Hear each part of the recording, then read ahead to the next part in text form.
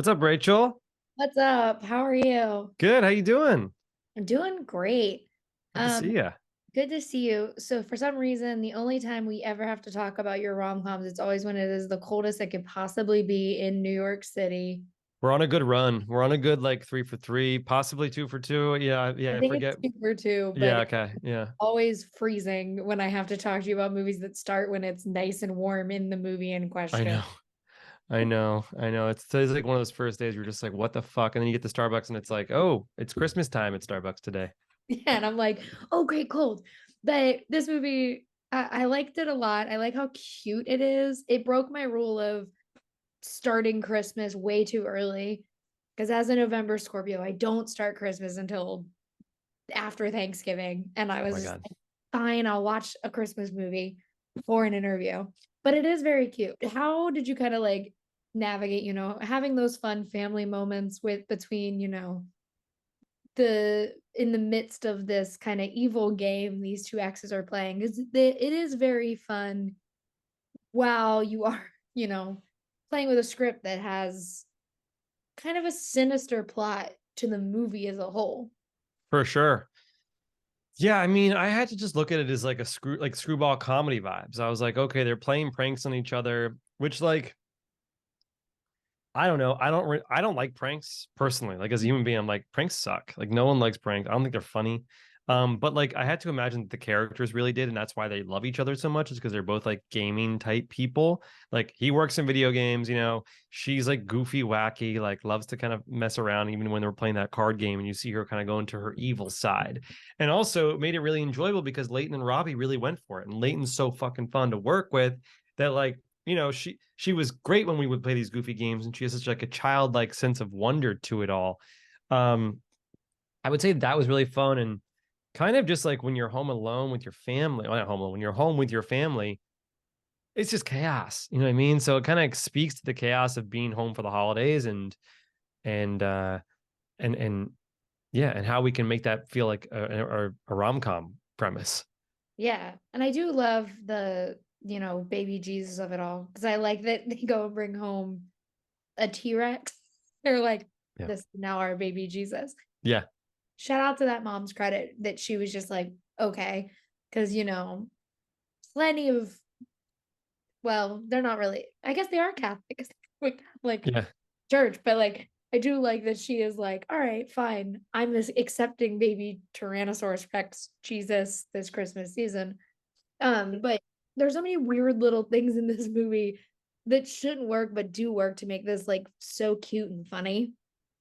And when you guys are trying to find, the sort of balance in like that humor, did you guys have the like to get to have that fun of like, all right, we're going off the rails, just like pick the most outrageous thing because that's written in the script that they have to go and get a T-Rex.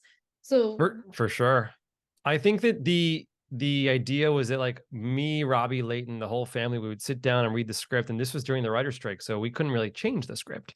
yeah, And we would be there and be like, okay, this is ridiculous, but like let's just lean into it. Like, it's wacky and funny and like and weird, but that's kind of what's the charming thing about it. And if we just lean into it and make it feel believable within the guise of the family and the tone, it'll be cool. Like, but that's the thing. Families are weird. Families are, weird shit happens in Christmas when you're home with your family. And so I think in that way it felt grounded.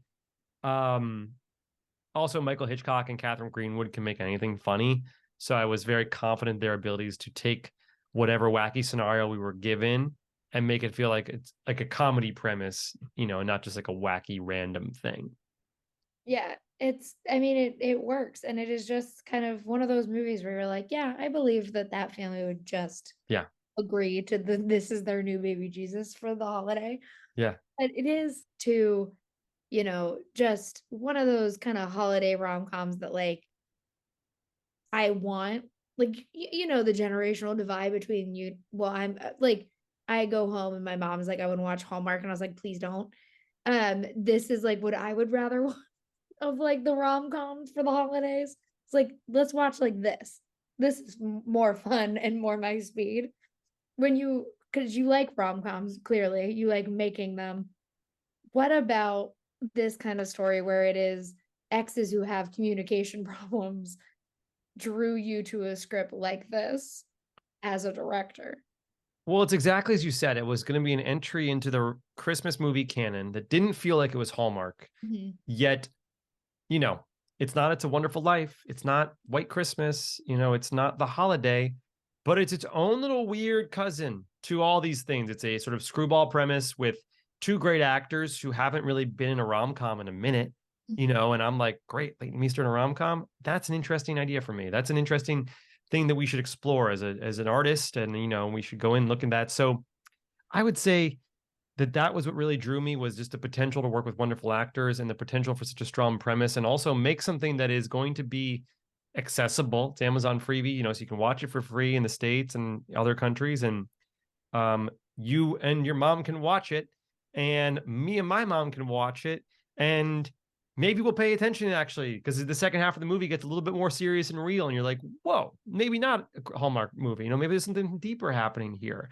And that's the goal. The goal is to just make something that makes you feel good, makes you stay interested, and hopefully helps you escape the realities of the horrible Christmas family chaos that might happen to some people. The Christmas chaos. Christmas And chaos. it is though, just like it's like you got a little rom-com catalog that is so nice and fun. And I do think you're part of like that renaissance that is very nice to kind of come back to, because we went away for a very long time, and coming back, especially in this winter season, because this is the time where everyone seems to want to return to rom-coms. Mm-hmm. Um, for you though, what has been the most fun of, kind of not, I don't want to say leading that charge, but getting to now, what, 2 years in a row, get to kind of be like, hi, yep, here's my winter rom-com, here's my winter rom-com, and get to talk about like this genre in particular. I that's I just feel like I've been working my entire life to be able to just make my art consistently. And so I just see it as a act of creation and like expressing myself, and like to express myself, I try to make a movie. Sometimes that movie is something I pitch on and get that job, or I have to go do it myself. I start production on an independent movie on Monday. It's another rom-com, but it's indie, super indie. And I don't know. I think like you said, here's a rom com, here's a rom com. It's like Taylor Swift. She's constantly releasing material.